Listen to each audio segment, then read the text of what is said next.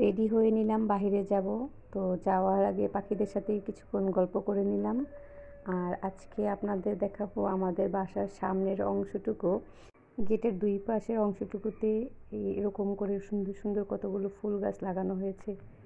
আসলে আমরা বাসার সামনে অনেক এরকম ছোট ছোট গার্ডেনিং করতে খুবই পছন্দ করি। আসলে গার্ডেনিং বিষয়টা না সম্পূর্ণ নিজের মনের একটা বিষয়, মানুষের রুচির অনেকটা প্রকাশ পায়। আসলে সে তার বাসাটাকে কতটা সুন্দরভাবে প্রেজেন্ট করতে চায়, তার মনের শৌখিনতা থেকেই মূলত মানুষ গার্ডেনিং করে থাকে। তারপর আমরা রেস্টুরেন্টে এসে কিছু লাইট খাবার অর্ডার করলাম, ক্যাপুচিনো আর বিরোচি। এরপর আমরা বের হয়ে যাব শপিং করার উদ্দেশ্যে। আজকে মূলত আমরা সংসারে কিছু টুকিটাকি কিচেন আইটেম কিনবো আর বাসার জন্য হোম ডেকোর কিনবো।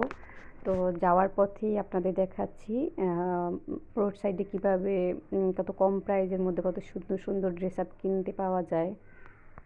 রোড সাইডে হওয়াতে এর গুণগত মান যে খুব একটা খারাপ তেমনও না, অ্যাকচুয়ালি খুব ভালো ভালো ড্রেসই কম প্রাইজের মধ্যে এখানে আর কি পাওয়া যায়। তো এই যে দেখেন, ওনারা হাত ভর্তি শপিং করে নিয়ে যাচ্ছিল, আর পাশে একজন লোক রোড সাইডে বসে গান গাচ্ছিল। আর এই দিকটা ভিডিও করছি আর দেখছিলাম যে কত কম প্রাইসে মানুষ ড্রেসগুলি দেখছে। এই যে এদিকে 9 ইউরো করে কত কম প্রাইসের মধ্যে কত ভালো ভালো টপস, প্যান্ট, টি শার্টগুলি দেখছিল। তো এদিক দিয়ে হাঁটছি আর দেখছি, যদিও আমি কিনবো না, তারপরও আপনাদের দেখানো বা ভিডিও করার উদ্দেশ্যে আমি মূলত দেখাচ্ছি।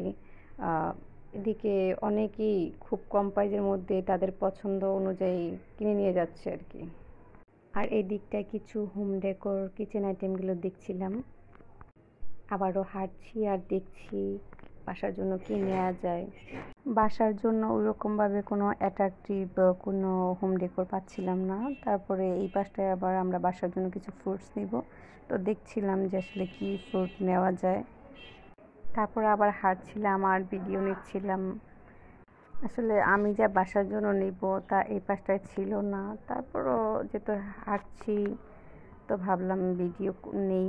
আর এই পাশটা দেখুন, আপনার কিচমিচ, বাদাম এগুলো সেল করছিল। তারপর আবারও আমরা হাঁটছিলাম আর প্রতিটা দোকান দেখছিলাম এখানে কি কি সেল করে। তো সামনে দেখছি যে অনেক ভালো ভালো ফ্রেশ ফ্রুটস আছে, তো এখান থেকে আমরা মূলত কিছু কিছু ফ্রুটস নিলাম বাসার জন্য। তারপর আবারও আমরা হাঁটছিলাম, এপাশ দিয়ে দেখছিলাম যে কি কি বিক্রি করে এদিকে। তো যাচ্ছি, দেখছি তেমন কিছু আসলে নেওয়ার মতো নেই। তারপর আমরা আবারও হাঁটছিলাম যে দেখি সামনের দিকে আর কি কি বিক্রি হয়। তো প্রতিটা স্টলে আমরা এভাবে ঘুরে ঘুরে দেখছিলাম। আর এদিকে কিছু অফারে জুতাও সেল করতেছিল। এইগুলি দেখে এখন আমরা চলে যাব বাসার দিকে। এই বাসায় এসে আপনাদের দেখাচ্ছি আমি হোম ডেকোরের জন্য এটা নিয়েছি আর কিচেনের জন্য এখানে কিছু জিনিস নিয়েছি। এরপর আমি বাসায় সাজালাম, দেখুন কত সুন্দর লাগছে এটা। যেহেতু আমার নতুন বাসা, প্রায় প্রতিদিনই টুকিটাকি সংসারের জন্য কেনাকাটা করতে হয়, তার জন্য ভাবলাম যে আবারও যাই, একটু সংসারের জন্য টুকিটাকি কিছু জিনিস নিয়ে আসি। তারপর চলে গিয়েছিলাম একটা সুপার শপে। তারপর সুপার শপে যে সংসারে টুকিটাকি জিনিস দেখছিলাম কি নেওয়া যায়। তো এই পাশটায় দেখছিলাম যে দোলনা গাছ আর্টিফিশিয়াল, তো বাসার জন্য আমরা কিছু এরকম আর্টিফিশিয়াল গাছও নিব। তারপর হচ্ছে যে দেখবো আসলে কি নেওয়া যায়। আর এছাড়া তারপর আমরা এখানে কিছু সাবান, শ্যাম্পু, লোশন এগুলো দেখছিলাম। আর এই পাশটায় আসছিলাম যে কিছু অ্যাকুরিয়াম দেখি, বাসার জন্য একটা ছোট্ট অ্যাকুরিয়াম নিব। তো এই যে দেখেন কত সুন্দর সুন্দর অ্যাকুরিয়াম। আর এই পাশটায় ছিল অ্যাকুরিয়ামের জন্য ছোট ছোট কিছু গাছ, যেগুলো দিয়ে অ্যাকুরিয়াম ডেকোর করা যায়। তো এই যে দেখুন, আমরা আবারও দেখছি কিছু অ্যাকুরিয়াম, মাছগুলি কি সুন্দর লাগছে তাই না?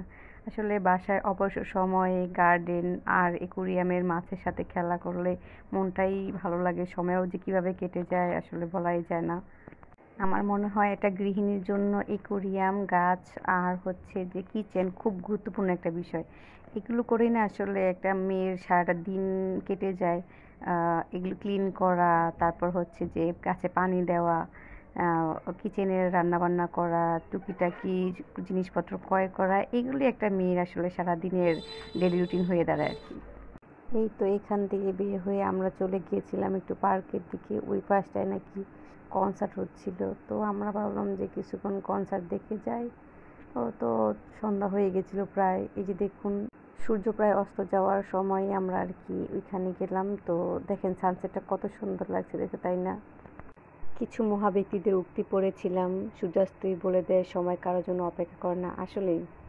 আর এইদিকে কনসার্ট প্রায় শুরু হয়ে গেছে, আমরা এখানে কিছুক্ষণ থাকবো, দেখবো আসলে যে ওনারা কীভাবে কনসার্ট করে। সাধারণত আমরা তো ওইরকমভাবে কনসার্ট দেখি না, তারপরও যেহেতু পার্কের ভিতরে আসলাম, দেখছি যে তারা কনসার্ট করছে, ভাবলাম কিছুক্ষণ থাকি, তারপর আমরা চলে যাব বাসার দিকে। তো থাকি কিছুক্ষণ এখানে, তাদের এনজয়মেন্ট দেখি, তারা কত হ্যাপিলি নাচতেছে, গান গাচ্ছে। আসলে দেখে অন্যরকম ভালো লাগছে যে ওনারা আসলে সারাদিন কর্মহলের পর কর্মব্যস্ততা শেষ করে কি সুন্দর তাদের সময়টাকে পার করছে। আর এইদিকে কিছু স্টল দেখছিলাম যে এখানে কী কী পাওয়া যায় সেগুলো দেখছিলাম একে একে। এখান থেকে আসলে আমি তেমন কিছু খাইনি, এখান থেকে শুধু একটা মিল্কশেক অর্ডার করলাম, তারপরে খেয়ে আবার সামনের দিকে হাঁটতে হাঁটতে পার্কের শেষ প্রান্তে চলে আসি। তারপর আর কি বাসায় চলে যাব আর ভিডিও নিচ্ছিলাম। এরপর আমরা কনসার্ট থেকে বের হয়ে হাঁটতে হাঁটতে চলে যাচ্ছিলাম বাসার দিকে। এদিকে দেখলাম খুব সুন্দর একটা ব্রিজ, সেখানে লাইটিংয়ের ব্যবস্থা আছে। তো দেখছিলাম আর ভিডিও নিচ্ছিলাম যে খুব সুন্দর একটা ব্রিজ।